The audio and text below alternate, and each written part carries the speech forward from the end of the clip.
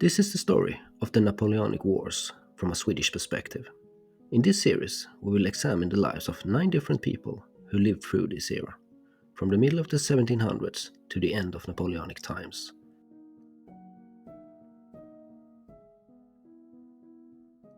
In Swedish history, a century or so between the end of the Great Northern War and the end of the Napoleonic era is characterized by an immense struggle between the powers of the monarchy and the powers of Parliament. In the Age of Liberty, Parliament asserts control, leading to the creation of 2 parties and culminating with the 1766 Freedom of the Press Act. This was the world's first law supporting freedom of the press and freedom of information.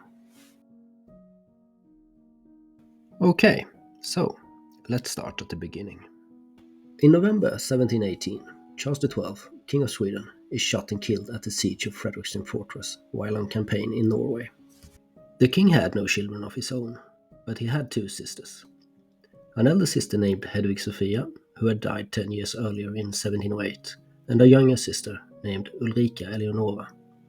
The elder sister had a son named Charles Frederick, born in the year 1700, who was now 18 years old and with the king on the campaign. The choice to succeed Charles on the throne now stood between his younger sister and the son of his older sister. Powerful forces in Parliament now stepped in and offered to give the throne to Ulrika Eleonora in exchange for her agreeing to heavy restrictions on royal power and accepting a parliamentary government. She accepted this offer and was crowned queen. Charles Frederick had no other choice than to accept this, which he reluctantly did. He would later marry a daughter of Tsar Peter the Great and have a son, who would eventually become Tsar Peter III, giving the Russian Tsars a claim to the Swedish throne. This meant that Sweden had now gone from an absolute monarchy to a country ruled by Parliament. Before we move on, we need to quickly look at how Parliament was structured in Sweden during this era. Parliament was made up of 4 estates, with the nobility as by far largest.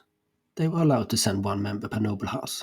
It should be noted though, that the second largest estate was that of the peasantry, which were allowed to send 1 member per 100, which was an administrative unit like a county. Parliament worked on majority rule, and every member, in addition to every estate, had the right to propose motions. This gave the peasantry a great deal of influence, especially compared to the situation in most of Europe at the time. But there was also a secret committee of Parliament, which would handle the most important issues such as foreign policy, defense, finance and constitutional law, and here the peasantry were not allowed, since they were considered too uneducated. In addition to Parliament, there was also a Council of the Realm that functioned as a government with executive power. Its members were selected by the king from groups of 3 proposed by the first 3 estates. By 1738, Parliament had been led by the nobleman Arvid Horn for the last 18 years. When it came to foreign policy, he had worked to end the Great Northern War and make peace with Russia at all costs. He had also attempted to increase Sweden's security by making Sweden a signatory to the earlier Treaty of Hanover, which had formed a defensive alliance between Great Britain, Hanover, France and Prussia. His main effort, though, had been to focus on internal affairs and the rebuilding of the country after the extreme devastation that was the Great Northern War. But his policies were not liked by all, and over the last decade an opposition group had grown in Parliament who thought Horn ought to be more aggressive, especially when it came to foreign policy. This group called Horn and his supporters nightcaps, as they argued they governed with their nightcaps still on. At the same time, they called themselves hats. The names would stick, and soon the supporters of Horn proudly started to call themselves caps. This eventually developed into 2 distinct parties, with the caps, who were focused on economic issues and closer ties to England and Russia, and the hats, who were very close to France and wanted to focus on an aggressive foreign policy. One of the original leaders of the hats was Hans von Fersen, who was the father of this episode's main character, Axel von Fersen.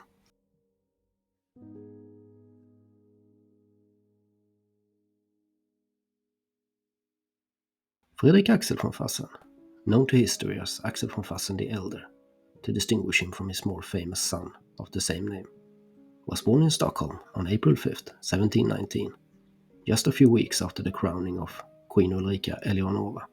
He was born into a new era and would spend most of his life both serving and leading parliamentary rule, until in the last decade of his life, when he would fight one final fruitless struggle against the returning absolute monarchy. Von Fersen spent his youth studying at Uppsala and Lund universities and in Stockholm, before he in 1739 was sent abroad to Germany for further studies. Von Fersen spent the next year traveling in Germany, France and England. In the spring of 1740 he became a captain at the raised German regiment d'Alsace in the French army. Here he soon became involved in the Austrian War of Succession and was part of the campaign of 1741 that ended with Maurice of Saxony's legendary bayonets-only storming of Prague. In December of that year, word reached von Fersen that he was being recalled home. The Hats, who had gotten majority power in parliament 3 years earlier, had taken the country to war with Russia.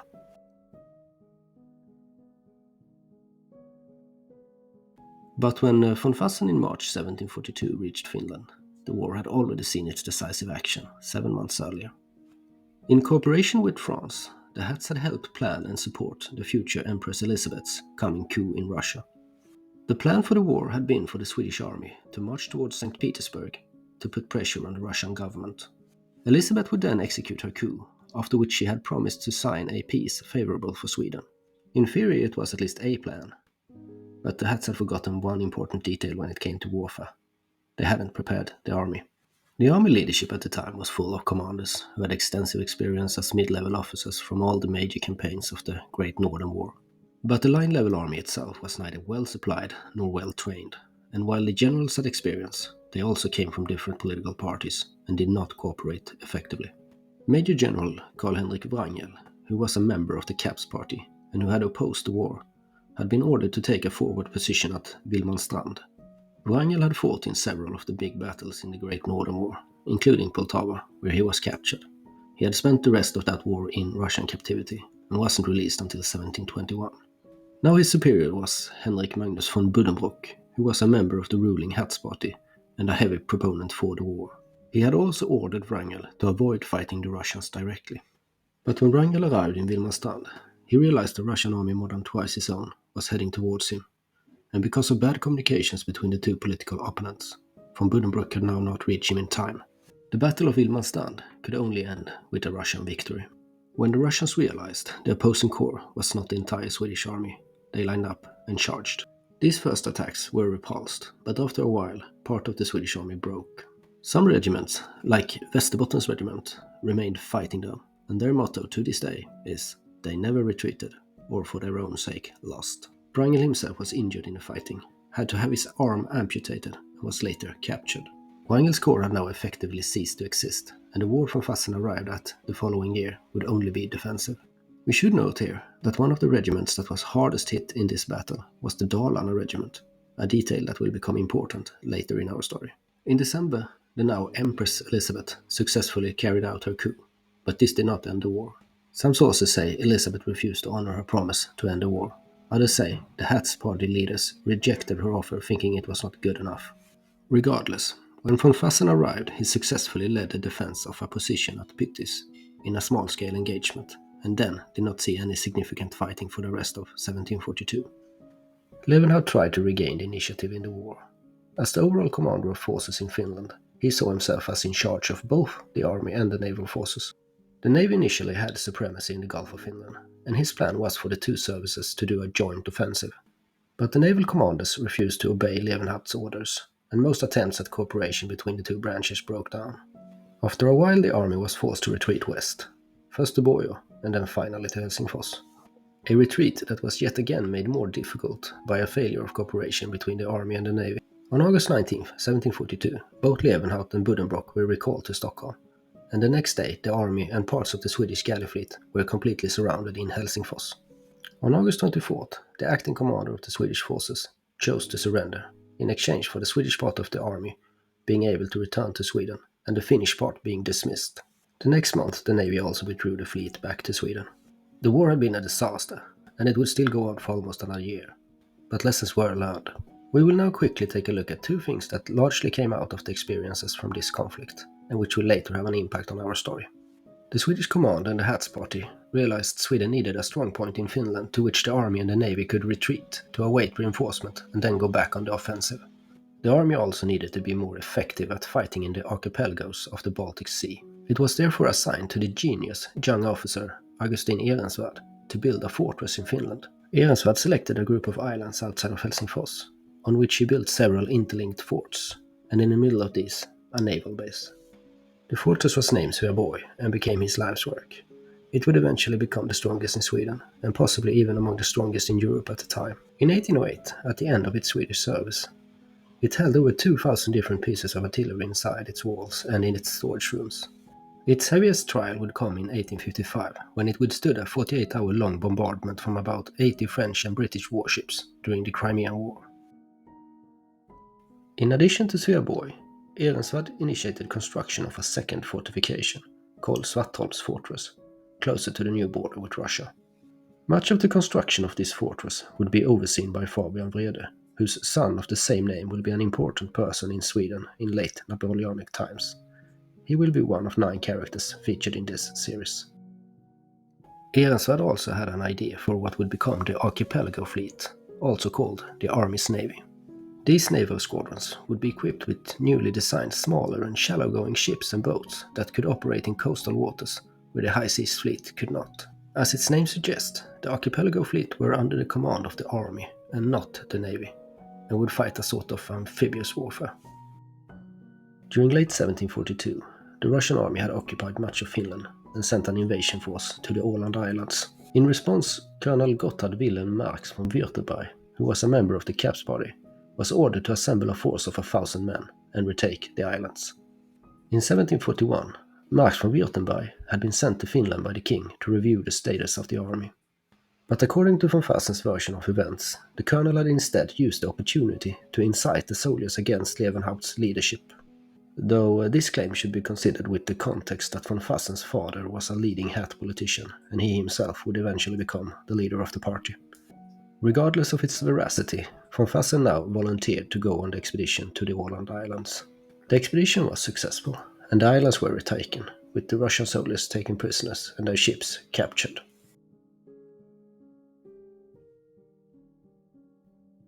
In February 1743, von Fersen was named a corporal at the prestigious Brabant Corps, and in May he was called to serve the king in Stockholm. Now, with the war going on in Finland, this might sound like a safer and more peaceful position. But there was just a tiny little bit of an issue with that. Do you remember the Dalarna regiment that was particularly hit hard at the Battle of Wilmanstrand? Well, their compatriots in Dalarna were now slightly pissed off about the war and how the Hats had been governing the country. The peasants had gone into uprising mode and gotten help from local officers, through which they procured arms from the army's local storage, meaning an army of maybe as many as 3,000 to 4,000 armed peasants were now marching against Stockholm in what would become called the Great Dalecarlian Dance. It is also called the Fourth Dalecarlian Rebellion, because the province had some historical experience in these things. This meant that it had now become a little bit of an issue that the army was not in Stockholm at the moment. According to von Fersen's account of events, which has been questioned by historians, King Frederick decided to ride out and meet the rebellious mob before it reached the capital. Von Fersen rode with the king, and when they got closer to the rebels, he was ordered to ride up ahead and inform the leaders of the peasants that the king was here and wanted to talk to them. When von Fersen arrived at the head of the army, he ordered them to halt and informed the leader named Gustav Sjödin that the king was here. Together, Fersen and Sjödin then rode to meet the king. King Frederick explained he wanted to inspect the peasants' army, which they agreed to, and the army stood aside and let the king ride up and down the line. When he returned from the inspection, Frederick explained to the leaders that a deal for peace had been made and that the Russians had promised to leave most of Finland. The king then asked that they send a delegation into Stockholm, which he could discuss their concerns with, but that the rest of the army remain outside the city. The peasant leaders promised to do this, and the king returned to the capital with von Fersen. But when the king had left, the peasants convinced themselves that they were being fooled, and soon the march was back on. At Norrtull, the northern entrance to Stockholm, the peasants were met by a small army detachment, led by the old Carolean officer Carl Otto Lagercrantz. True to his old training in the Carolean doctrine, Lagercrantz wanted to attack the much larger peasant force, but the king was clear in ordering him that no force was to be used. That meant that when the two forces met, the peasants could just walk past the army post and then into Stockholm, where they made camp at the square Gustav Adolfs Torg. It was now just the small river Norrström and the royal guard that separated them from Stockholm Palace. The situation went into a sort of stalemate, with neither side either unable or unwilling to take the initiative. It is clear the peasants wanted to see changes in how the country was run, and they wanted a say about who would become crown prince, with the king now both old and a widower. But it wasn't clear. The majority wanted to overthrow the government. This went on for 2 days of negotiations, before enough army forces had been gathered for the military to be able to challenge the peasants. A war of words soon escalated into shots being fired, and two of the regiments were ordered to open fire on the peasants, but both refused, not wanting to hurt their countrymen. But when Älvsborg's regiment, commanded by Lagerkrantz, became involved, he ordered them to open fire, which they did, and this salvo scattered the peasants' forces. The following street battle was a one-way affair, and somewhere between 40 and 150 peasants were killed, while hundreds more were injured. With that, the rebellion was stopped, and its leaders were later executed. But they would not be the only ones to be executed in the aftermath of this disastrous war. The Hats Party realized they needed to contain the political fallout from the war if they wanted to stay in power. One way to do that was to shift blame to the army commanders Levenhaupt and Buddenbrock. Both were sentenced to death and beheaded. The peace treaty with Russia was signed in August, and Sweden gave up territory east of Kymene River, and also agreed to have Empress Elizabeth's favorite, the Prince Bishop of Lübeck, Adolf Fredrik, named Swedish Crown Prince. With that, von Fersen took his leave from Sweden for his second European tour, which we will talk about in the next episode of this series.